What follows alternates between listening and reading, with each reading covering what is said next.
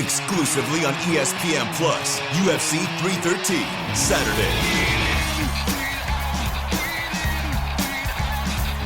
Reigning light heavyweight champion Alex Pereira defends his title against number one contender Magomed Ankalaev, and an explosive lightweight bout between Justin Gaethje and Rafael Pazzi. UFC 313, Saturday at 10 p.m. Eastern. Buy it on ESPNplus.com/PPV.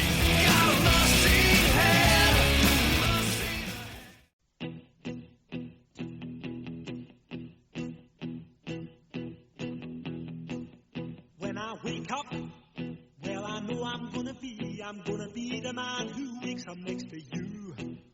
When I go out, yeah, I know I'm gonna be the man who goes along with you. If I get drunk, well, I know I'm... Hey, what's up? Welcome to the Sooner Nation podcast.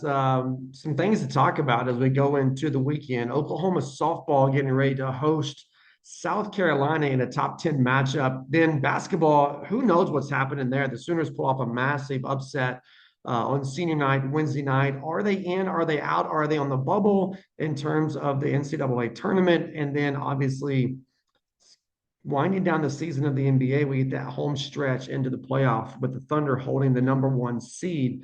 So you got softball with kind of like a historic debut coming up. It's beginning on Friday.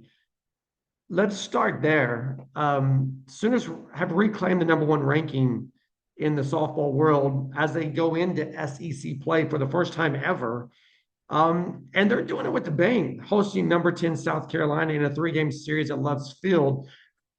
I think this is about as good as it gets for softball fans early into the SEC season for the Sooners.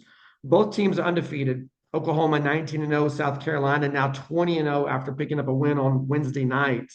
You got two of the best offenses in the country going head-to-head in this matchup, and it's going to be a slugfest. I know Oklahoma's pitching has been one of the better bright spots for the season, but I don't think you can go into this weekend series not thinking that the ball's not going to leave the yard. I definitely believe this is going to be a slugfest between the two, and I can't wait to see how Oklahoma handles their first true SEC test, because this isn't just a kind of a run-of-the-mill, middle-of-the-road type team the Sooners are starting out with. This is a true contender. This would be equivalent to Oklahoma hosting a regional to start conference play. And one of the biggest storylines here is Quincy Lilo coming back to Norman. She played for the Sooners, and now she's leading South Carolina's offense with an absurd 583 on-base percentage, 583 batting average with an on-base percentage of 691. That's the best in the conference. It's the best in the conference. Former Sooner coming back to Norman to lead the charge against the Sooners, but don't sleep on Oklahoma's Ella Parker. She's been the star of Oklahoma's batting lineup. She's hitting 574, which is second in the SEC, just behind Lilio. And Parker has 12 doubles. She's already earned the SEC Player of the Week honors twice. And if these two get going, this series could be an instant classic. Now we got to talk about what's taking place in the circle, with Oklahoma being the more dominant of the two. The Sooners with a 1.26 team ERA. Isabella Smith leading the charge with a ridiculous 0.27 ERA. That's the best in the SEC. So if South Carolina's bats can keep going, then it's going to be if they can't get going, I guess I should say, it's going to be a long weekend for the Gamecocks. But I would expect this to be a series worth investing in. The finale on Sunday is going to be on the SEC network, and that's something that you could probably want to tune into, because that's probably going to be what decides this series. I've got Oklahoma taking 2 out of 3. I've got South Carolina keeping this uber competitive. Some people just know they could save hundreds on car insurance by checking Allstate first. Like, to check the Jumbotron first, before attempting to eat a stack of Supreme nachos in one bite. Now you're just a meme that everyone shares on game day. Checking first is smart, so check Allstate first for a quote that could save you hundreds. You're in good hands with Allstate. Savings vary, subject to terms, conditions, and availability. Allstate Fire and Casualty Insurance Company and Affiliates, Northbrook, Illinois. So let's switch gears and talk about hoops now. Oklahoma just pulled off a huge win against number 15 Missouri by a final score of 96-84. And really, it was all thanks to freshman guard Jeremiah Fears, who went off for a career-high 31 points. The dude was absolutely unstoppable. And you look at the clutch shots, he was perfect from the free throw line, and he completely took this game over in the second half. And here, this is the problem with the freshmen leading your team. They've got to mature throughout the season. And obviously, I think as an Oklahoma fan, we're getting the best version of Jeremiah Fears. But the problem is it's so late into the season that the question is it going to be enough to lead them into the NCAA tournament? Oklahoma's still, according to ESPN, the Sooners are very much on that bottom half of the bubble. They have less than a 50% chance of making the tournament. Now they're there. They're like 48% or something like that. So they still have work to do.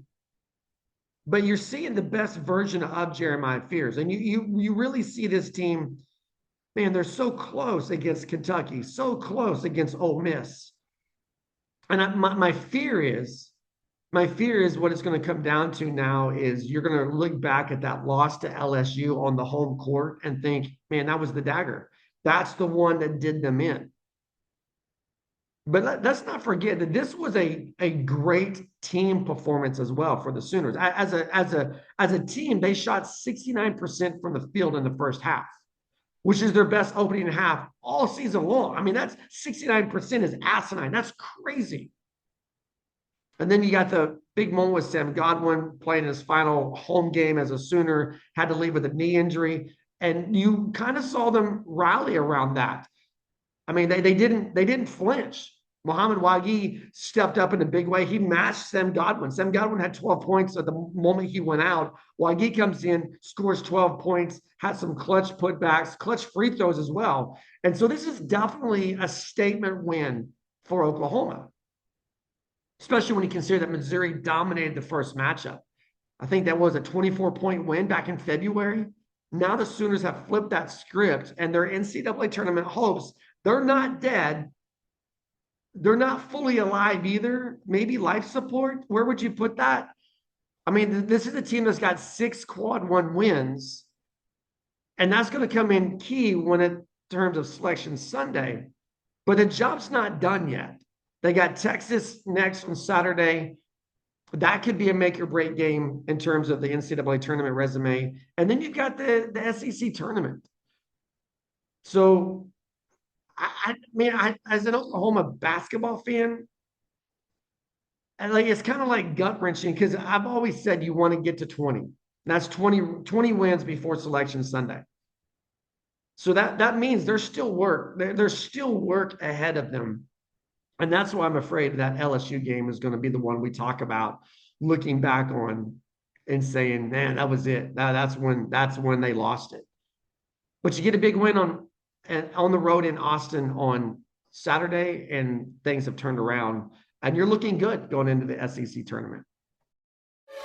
Employee Appreciation Day is March 7th, and a Starbucks card is the perfect way to say, thanks for all you do. Have a smaller team? You can send up to 10 e-gifts in one transaction from the Starbucks app or online at starbucks.com/gift. Or you can also send physical or digital cards in bulk at starbuckscardb2b.com. No matter your team's size or location, Starbucks has got you covered. Okay, real quick closeout. I know short episode, but that's what we're doing nowadays. We don't really talk about the Oklahoma City Thunder as much as maybe we should, because this is the Sooner Nation podcast. But this is a special season for Oklahoma City. This is looking like it could be the best season in franchise history, meaning since they relocated from Seattle to the heartland here in Oklahoma. They're rolling, right? I mean, if you'll let me use that pun. They just picked up their 5th straight win on Wednesday night, beating Memphis 120-103. And once again, it was SGA. I mean, dude is unreal. 41 points, 8 assists, 4 rebounds. If he's not if he's not the league leader in terms of MVP voting, something's wrong. I mean, he's literally carrying this team and just had back-to-back insane performances, 92 points the last 2 games. And when he gets going like he did in the third quarter against Memphis, it's over for the other team. Now, there are stars across the board on this Oklahoma City Thunder team. You look at Jalen Williams, 20 points. Aaron Wiggins, 16 points. Isaiah Hartenstein, former Clipper. Yeah, that's right. Clippers fan here. He was huge, 10 points, 15 rebounds. So SGA is the catalyst. He's the spark plug. He carries the team. But when they get going, he makes everyone around him better. Isaiah Hartenstein was not a 10-point, 15-board guy for the Clippers on a regular basis. He has been that for the Thunder. Why? Because of SGA. This team has depth, and they have what it takes to make them a dangerous team in the West. Even with the Lakers picking up Luka, I don't think that changes Oklahoma City from being the front runners in terms of winning the Western Conference and going to the NBA Finals.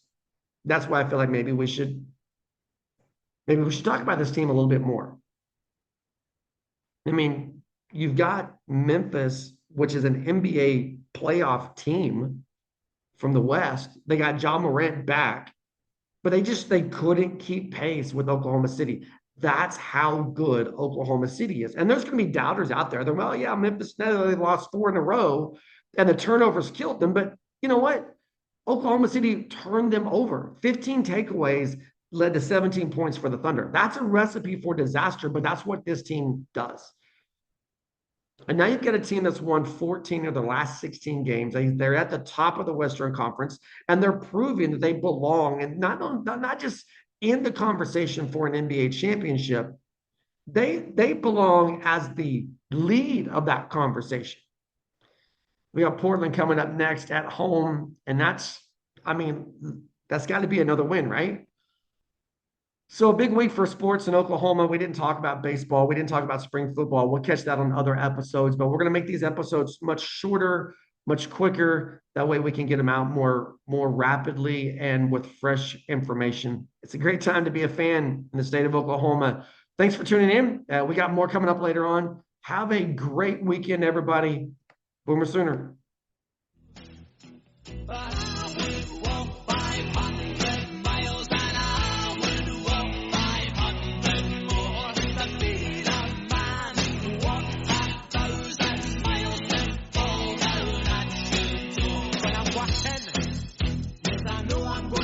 I'm gonna be the man who's working hard for you.